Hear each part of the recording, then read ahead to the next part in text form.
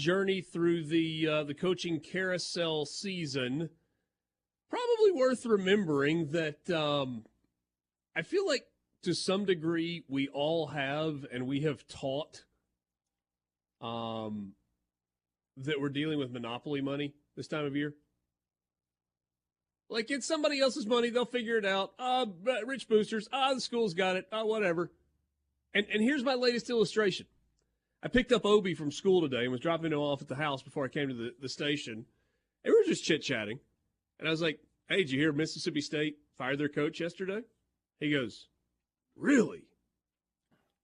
He's like, so who's going to coach him? Like, just an assistant, or would the athletic director do it, or what? I was like, well, they'll take an assistant coach, and he'll be the interim head coach. I said, you mean for the rest of the year? He's like, yeah, like they still have to play Ole Miss, don't they? I was like, yeah, they do. They've got 2 games left.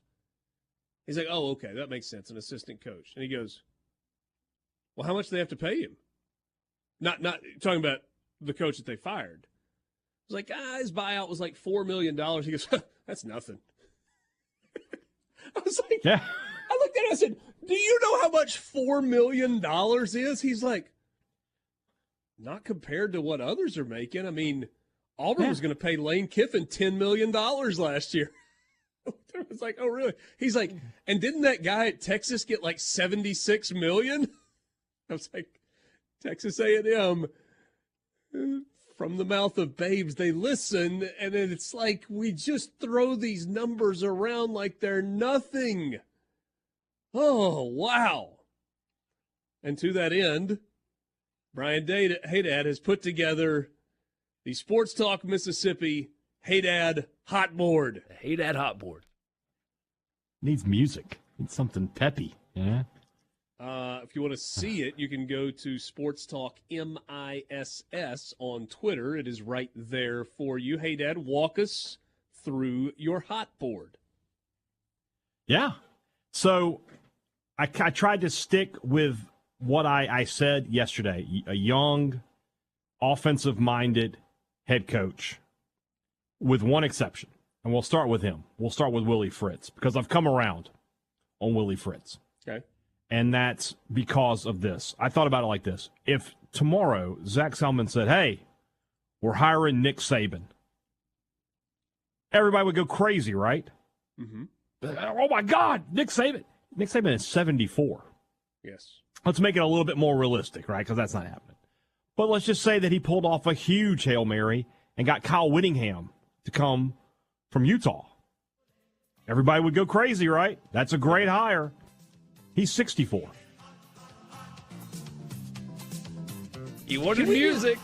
Can we just all pause for a second in awe of what Kyle Whittingham looks like at 64 years old? It's incredible. Looking better than me. Yeah, looks better than any of us. So, not to get political, but look at Mitt Romney in his 80s. I mean, my goodness, people in Utah, man. Well, but anyway, people will go nuts, right? Like, great hire. He's 64. I wasn't sure where to go with that. Is Mitt Romney in his... Mitt Romney's 76. No, I thought he was in his 80s. But Close for enough. 76, he looks incredible. It looks great. Yeah. So, Fritz at 63, never mind. The guy's 21-3 at Tulane. I'm old enough to remember when Tulane was the school State and Ole Miss would schedule, so they had at least one guaranteed win on the schedule some years. I mean, that used to be a pushover in college football. He's 21-3 the last 2 years. If Willie Fritz wants the job, give him the job. I don't have an issue with that. By the way, 63 is like the new 48. What's 48? Just for my own edification, 16 days from now. 48 is, assuming you've changed your diet and you're counting calories, 48's like the new 39. Woo! 39. All right, I can live with that. I like that. Thank you, Richard. Yeah, you got it. Anyway, so I got Fritz on there. I have former Starkville resident Jamie Chadwell on the list, just for a short period of time, evidently. But, he was here. He was pay property taxes. Coach Chadwell, the house right next door to me is for sale. I'm just saying. Now, he could probably afford a little better house, but I'll cook out, and you can come over and eat. Just as long as the daylight hours are among us. Yeah, well, yeah. This past Saturday, I pushed it, man. I was almost 6 o'clock getting meat off the grill. I was like, I can't see. All right. The one defensive guy I have on the list is John Sumrall. His body of work now at Troy is too big to ignore. I mean, he has just been dominant since he got there. I also like the fact that, coaching at Ole Miss will have some recruiting ties to this state. Yeah, he's an SEC guy by nature. I like him. There's a lot to like about John Sumrall. Quickly, if I may. Yesterday, we went down the road of pronunciation. It's Leipold. Today, we will go down the road of spelling. If you are going to type John Sumrall's name into a post on a message board or a tweet or Instagram or whatever, there is no H. It's Jon, John, not John. Buddy, we're 4 years into the Kiffin tenure, and we've still got people spelling that name wrong, so good luck fighting that battle. Well, I understand that Dan Mullins was Dan Mullins until the day he left Starkville. I get it. And sometimes that was with an S, and sometimes it was with a Z. But just in the name of, if you want to be correct, it's Jon John Sumrall, not John John Sumrall. And it's Sumrall, not Summerall. Correct. So there we go. John Summerall with an H is a insurance salesman in North Dakota. Always an insurance salesman. Yeah. Well, it's a busy field. Rhett Lashley, a lot to like about him. Again, SEC ties, explosive offense. Known for getting a lot out of his quarterbacks. What's not to like there? I think he's a very good candidate. Tom Herman. I can't quit him. I wish I knew how to quit Tom Herman. But, I mean, the resume is really, really good. Would you like me to pass along a message? Tell him I said, hey. Tell him I said, if I see him in Starkville, he's welcome to come to the Christmas party. The offensive numbers, good. Recruiting, I mean, he recruited well to Texas. I think he'd be an outstanding coach. And then last, the guy who I said yesterday is the roll of the dice for me is GJ, and I don't know what the GJ stands for. Somebody is welcome to do that research for me. GJ Kinney from Texas State. Very short resume, but it's very, very impressive. Runs Gary an Joe. incredibly – yes. He is Gary Joe Kinney. If I told you that Gary Joe Kinney the third was the head coach at Mississippi State, that's the easiest sell I'll ever give you. Runs a great offense, very up-tempo, very explosive. I think he'd bring a lot of excitement. His downside, he's young. He's Borky's age almost. I mean, he's a young guy. 34. He will be 35 in about 2 weeks. Wait, what's your birthday, Head? What's his birthday? What's your birthday? What's his birthday? What's your birthday? What is his birthday? I ask you first. You're gonna have to look it up on your own. November 30th. He's December 2nd. Ah, so close. Both Sagittariuses, though. Would you believe that G.J. Kinney and Jeff Traylor coached at the same East Texas high school? I would not believe that, but I guess it's the truth. It is the truth. What school was that? Gilmer. Okay. Bud Gilmer? That's Kilmer. This is Gilmer. Kilmer, that's right. Dang it. You're right. Dadgummit. Yeah. So that's my board. I wanted to keep it short and sweet. I didn't want to go 10, 12 deep. I didn't want to start putting in, guys who have 0% chance. I feel like everybody on that list is A, somebody Mississippi State would be interested in, B, somebody that would be interested in Mississippi State, and C, somebody that fans would be excited if they were named the hire. Let me ask you if this dissuades you of G.J. Kinney. Okay. He's from the Gus Malzahn coaching tree. In 2017, was hired as an assistant coach with SMU under Coach Chad Morris. That's a concern. When Morris joined Arkansas, Sonny Dykes chose to have Kinney serve as offensive coordinator and play caller for the bowl game. He eventually followed Morris to Arkansas as an analyst, then went on to be an assistant offensive coach with the Philadelphia Eagles briefly. See, he got all that off of him. He took a shower and got all that Chad Morris funk off of him. Spent a year at Hawaii under Todd Graham, then back to UCF. Oh, that's not good either. Yeah, under Gus Malzahn in 2021. The fact that he has a winning season going right now is remarkable considering who he's coached under. 1 year as the head coach at Incarnate Word. That was in 2022. Followed Eric Morris, who's now at North Texas. And he is 6-4 at Texas State this year. That Incarnate Word, tough place to keep coaches. Amendment to something that I said earlier. DJ Kinney did not coach at Gilmer High School in East Texas. He played his senior season at Gilmer High School.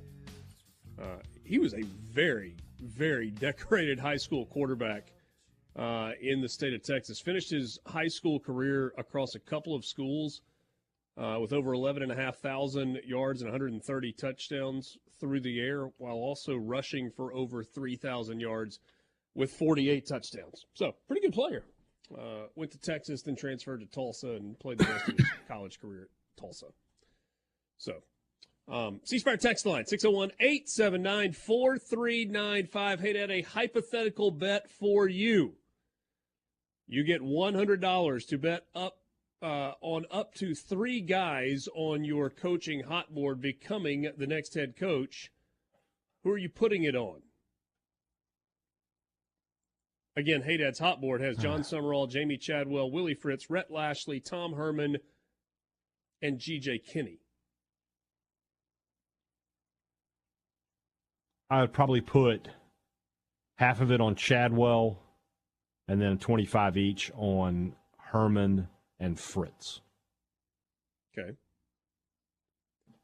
We had another question about the two Kansas, the two state of Kansas coaches, Chris Kleiman and Lance Leipold. Do we think that either of those two are attainable? I would think Leipold more than Kleiman. Maybe that's just because Kansas State is a program that's had a lot of football success over the last 3 decades, and Kansas is not. And so Leipold is kind of the first guy to start really having success there at Kansas. You know, Mangino had a few minutes there. But by and large, Kansas has just not been a good football program. So there's this, you know, you look at it in terms of, well, you'd want to get out of Kansas. But Kansas State is a place where you feel like you can win. So that being said, and as I said on yesterday's show, I'm definitely calling them. I'm definitely going to offer a big raise and say, are you interested? Because both of those guys, I think, are winners. You know, I think that really is the main thing that Selman's going to be looking at here. You know, I don't think he's going to concern himself too much with the systems and things of that nature. I think he's going to look for winners, and because winners will adjust and winners will make the right decisions about, you know, what I need to do to win at this level. So I think that's what he's going to be looking for more than anything else. To me, Kleiman, it really fits that bill because that guy's won everywhere he's been. So does Leipold, though. I wonder if Leipold's contract is problematic. He, at the end of the 22 season, signed a completely restructured contract. When they hired him, they were paying him about $2.5 million. Start of 2022, he was up to 2.86, but signed a new deal at the end of that season, paying him roughly $5 million a year for 7 years. Total value of $35 million, included a $750,000 signing bonus, and an annual salary increase. I don't know what his buyout is. Those things are rarely public, aren't they? Because like Dabo Swinney, for example, we'll probably get to that later. There's only, for his $115 million contract, if they fire him, they owe him half of that. Hold on a second. We do have buyout numbers. Oh, good. That's unique. From kansascity.com, buyout figures for the deal. If Leipold terminates the deal on or before April 30th of 2023, we've passed that date. It was $12.5 million. Terminating the agreement on or before May 1st. The buyout drops to $60 million on May 1st of 2023. And then so a $6 million buyout for Leipold. That's nothing. Thanks, Obi. Where's the emoji? Brian Haydad, Obi Cross. A similar thing when we talked about SMU yesterday, though. You're not fighting against Kansas with Leipold. You're fighting against what he thinks that he can do if he stays at Kansas for another year, or if another job like Arkansas comes open. I mean, Michigan State's looking for a coach. That kind of stuff. So you're not fighting against Kansas, because fighting against Kansas, you win. But if he believes that, I could have my pick of the job if I just be patient, that's what you're fighting against. Yeah.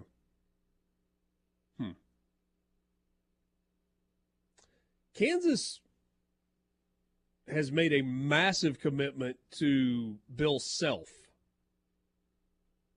So they made him the highest paid college basketball coach in the country recently, over $10 million a year. Lifetime contract. Yeah, but didn't they change the terms of the whole lifetime contract deal when they redid this deal? Yeah, because you don't give anybody a lifetime contract. I mean, they've also, they're going to start completely tearing down and rebuilding from the ground up the football stadium. I mean, that they are heavily investing in football, both in salary, and they're in the NIL game, and they're about to rebuild their trash heap of a stadium from the ground up. And it needs it. It certainly needs it. So what about Lance Leipold and his road to Lawrence, Kansas? We've talked about this a little bit. Wisconsin Whitewater. Starting back in 1987, quarterbacks coach, then a wide receivers coach. Then he went to Doane. No idea where that is. Then back to Wisconsin Whitewater. Spent a couple of years as a GA at Wisconsin, an assistant at Nebraska Omaha, an assistant at the University of Nebraska, back to Nebraska Omaha, then back to Wisconsin Whitewater from 2007 to 2014. And that's when he really had a ton of success. 14-1, 13-2, 15-0, 15-0, 15-0, 7-3, 15-0, 15-0. With 6 Division III national championships. Did you hear that year-by-year record? Pretty good. That is a lot. Not bad. Of winning. And then he went to Buffalo in 2015. Got them moving in the right direction. For the last 3 years has been the head coach at Kansas. 2-10 in year one. 6-7 in year two. That was last year. And you remember they had that fast start and then had some injuries and stumbled at the end and then played that epic bowl game against Arkansas in the Liberty Bowl last year. Finished the year 6-7. And they're 7-3 this year. And we're talking about Kansas. Mm-hmm. Yeah. He's good, man. Kansas is a harder job than Mississippi State. Yeah, I would agree with that. And I'm not especially like when you flippant consider when I say that. I mean, no, when you think about the emphasis they have on basketball as well, that makes it even more difficult because you will always be in the shadow of basketball there. Even as great as baseball is here at Mississippi State, most years, you're not in the shadow of baseball at Mississippi State for football. We've had a couple of people ask about Sharon Moore, the offensive coordinator at Michigan. That does nothing for you? That doesn't even register. Yeah. Yeah, the idea of Mississippi State running the ball 32 times in a row, I can't get behind it. It's kind of the polar opposite of what they did. Well, they might have thrown it 32 times in a row a year ago. Well, what's he like when he doesn't know what the defense is going to run every play? Exactly. I don't know the answer to that question. I don't think, it may not be fair because we don't know if Stallions was in his ear like we do all of the other coordinators at Michigan and every staff member and the players on that. But anyway, I don't think you want anybody tied to that. And just, Yeah, I wouldn't go there. Yeah. Imagine hiring that guy and then it goes to court and Discovery finds the emails that have him thanking Stallions for sending over the play sheet this week. Can't have that.